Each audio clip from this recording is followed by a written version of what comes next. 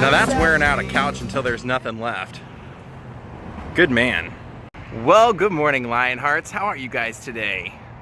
Yep, just out furniture shopping. We have a great day. I wanted to do this vlog the last time I was at this cemetery. I was actually going to include it in all the other, like, showing you all the other people that I wanted to show you, but this guy just had such a fascinating story, I wanted to save it for its own. And last night I was looking up on YouTube and I couldn't find not one video about this guy, so that's the kind of stuff I love to do. I love to have a topic that nobody else has covered so that when somebody goes and looks for it, they'll find it. This guy's name is Frank Inn, and Frank Inn was one of the greatest pet trainers in Hollywood history. And probably most of the things that you watched on TV or in a movie that you love, Frank Inn is responsible for that pet. So we're gonna go visit Frank Inn and tell you some of his story. And this is gonna be one of those days where I have a ton of things to do. I have our next fitting for those suits. We're going to just try them on, make sure they're all good, and then I think we take them home today. I might swing by my friend Kevin's house because he's kind of like the midway point to out there. He was on vacation for like 3 weeks in Florida and just got back, and so we might go hang out with him. He loves seeing Jaw, so I don't know. We'll see how the day unfolds. Plus, I have the noon Patreon live stream, so people have been sending me questions, so it's pretty cool actually, because some of the questions that people sent in are things that nobody has asked me yet, and so it's going to be kind of interesting to get to approach those topics. Usually people are like, when I do live streams, they just want to know, like, they have a request of a place to go, or they just want to know something about somewhere, but these are actually like personal questions, so we'll see how that goes. Daze with Jordan the Lion begins now. I started searching through, basically I started finding all these pets that were buried in this cemetery, and they were all buried with him. So I was like, oh man, I have to go out and find out about this guy's story. And then when I found out how he became a trainer, I said, this guy deserves his own vlog.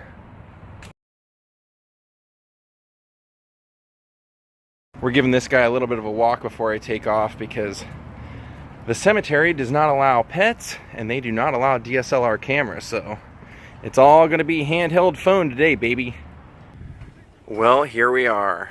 I never ever find graves quickly when I come out here, so I'm guessing today won't be any exception to that, but we're going to look for Frank Inn now. Now, Frank Inn's story is pretty interesting because he was born and raised in Indiana, and like weeks before he was supposed to graduate from high school, he ran away from home because he was, his dad, I guess, was pretty strict. So his name wasn't even Frank Inn, but along the way he changed his name so that he wouldn't be able to be tracked down, and he took weird jobs like being a rodeo clown and various things as he hitchhiked across the country.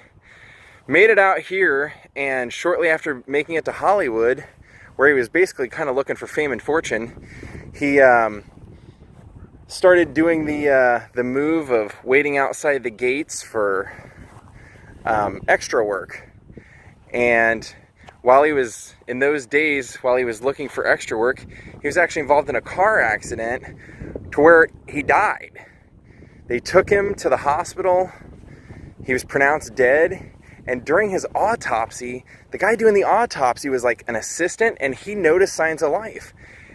Frank Inn, go figure, was alive and went on to live to be the age of 86. He and how he got involved in the animal training was that he basically had been trying to get into the extra work, was having no luck, and met one of the most famous animal trainers at the time, Rudd Weatheraxe, who trained like Lassie and Rin Tin Tin, and they hit it off, and Rudd was having trouble getting one of his animals to learn tricks, and Frank somehow had this amazing gift for it, and that's how it started. He started training with Rudd, and then eventually went on to have his own animal training business, and he went on to train some of the biggest animals in pretty much movie history, television history.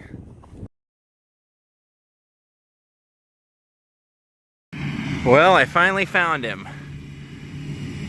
Elias Frank Freeman, aka Frank In, and Juanita Freeman. Now, one of the great things about Frank was that when Frank started his own business of training these animals, he could never bear to see any animals euthanized. So he took in any animal that somebody didn't want. If they didn't have, I guess, acting ability, he would find a friend who wanted a pet to take care of it. And they said at one time he actually had over 1,000 animals in his care. Now, some of the most memorable animals that he trained were, like I said, 12 years of Lassie.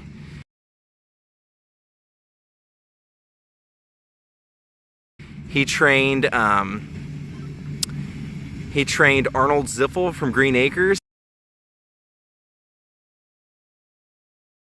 He trained almost all of the Benjis from the Benji movies.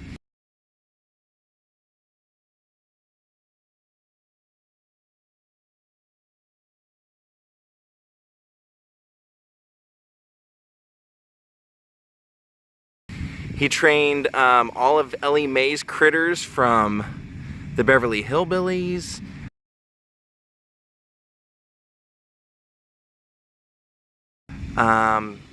Tramp the dog from My Three Sons.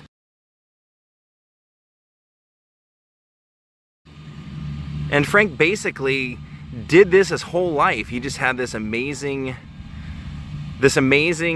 gift for animals, unlike anyone else. And he always had a really distinct look too. Sometimes he would look like Santa Claus, and sometimes he would just have this kind of crazy Tim Tracker type mustache.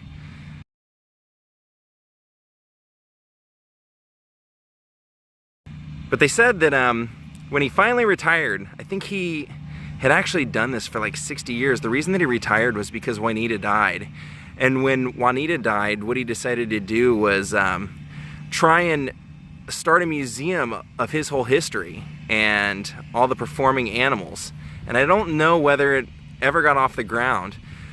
But as these animals would die, Frank was so attached to them that he would have them cremated and he would keep their remains.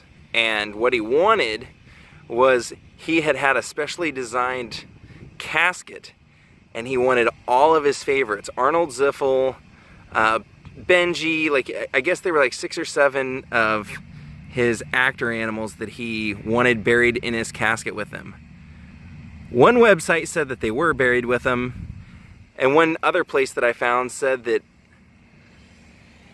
Forest Lawn here would not allow that to happen. They would not allow animal ashes here. So what they said was that his daughters, he and Juanita had 3 kids together. One of his daughters has the remains to all the animals.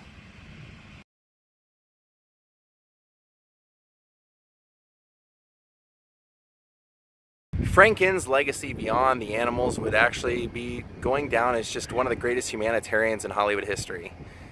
He cared about everyone, beyond the animals, but he ended up winning 40 different awards throughout his time training animals, and gave various talks and speeches at the Television Academy and various different Hollywood functions around town, speaking on the rights and the benefits of animal actors, and which sounds kind of weird to say, but the man who trained Rhubarb, Lassie, Arnold Ziffel, went down as an animal hero.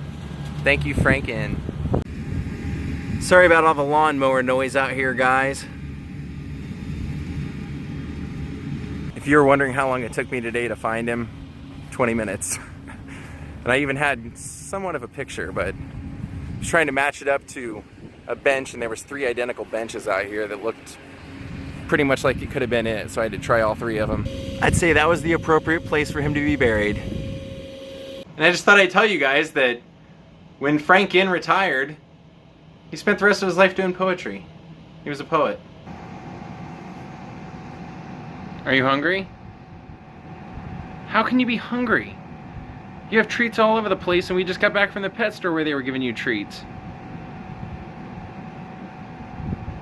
Good grief, look at you, man. Well, sorry about that weird Patreon live stream today, Patreons. I was having a hard time finding where you could live stream it, and then when I finally found it, none of you were able to comment in real time, and then I tried to send tried to do it through a different YouTube link, and that link wouldn't let me live stream, so it wanted me to download some other app, and then I downloaded the app, and then it would only let me live stream through the app, so nothing that anybody would say on YouTube would post there. It was like a total fiasco, so no biggie, we'll do it another time. I'll get it figured out, and I'll keep you guys posted through Patreon. Oh, and also a big thank you to everybody watching, because my views and my subscriptions lately have been through the roof. I mean, really through the roof. I'll probably have 5,000 subscribers before I hit a year mark. Thank you, everybody.